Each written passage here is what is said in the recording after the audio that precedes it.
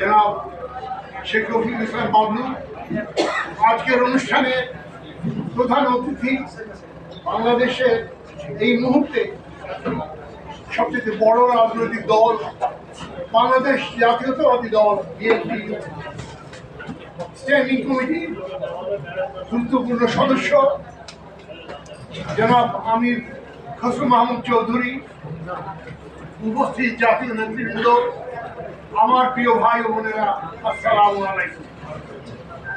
আমি আগেই বলেছি যে বিষয়ের উপরে আহত আজকের এই সমাবেশ, আলোচনা সভা, সেটা অত্যন্ত গুরুত্বপূর্ণ, অত্যন্ত জটিল, অথচ অত্যন্ত সময়োপযোগী। টেকসই গণতন্ত্র এবং জাতীয় নির্বাচন আজকের অত্যন্ত গুরুত্বপূর্ণ বিষয়। এই মুহূর্তে বাংলাদেশের রাজনৈতিক প্রেক্ষাপটে এই সাবজেক্ট, এই বিষয়টি নিয়ে ভাববার অনেক জরুরি। টেকসই গণতন্ত্র, what does it mean? তারা কি বোঝাতে চাই আমরা?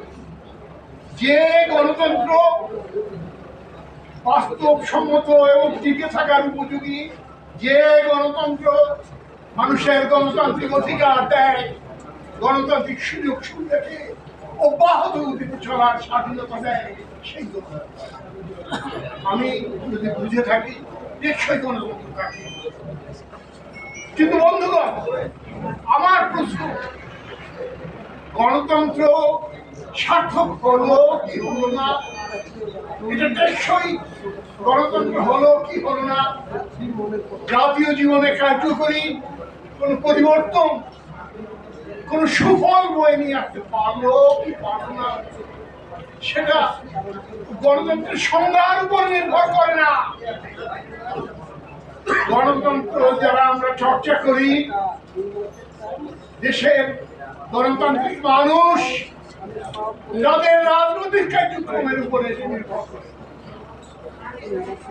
আজকে বাংলার স্বাধীনতা সংগ্রামের ইতিহাস থেকে শুরু করে আজ পর্যন্ত বারবার গণতন্ত্র হোঁচট খেয়েছে। কেন, কখন, কিভাবে, এটা বিশ্লেষণ করা দরকার। আজকে জাতীয় ঐক্যমত্য কমিশনে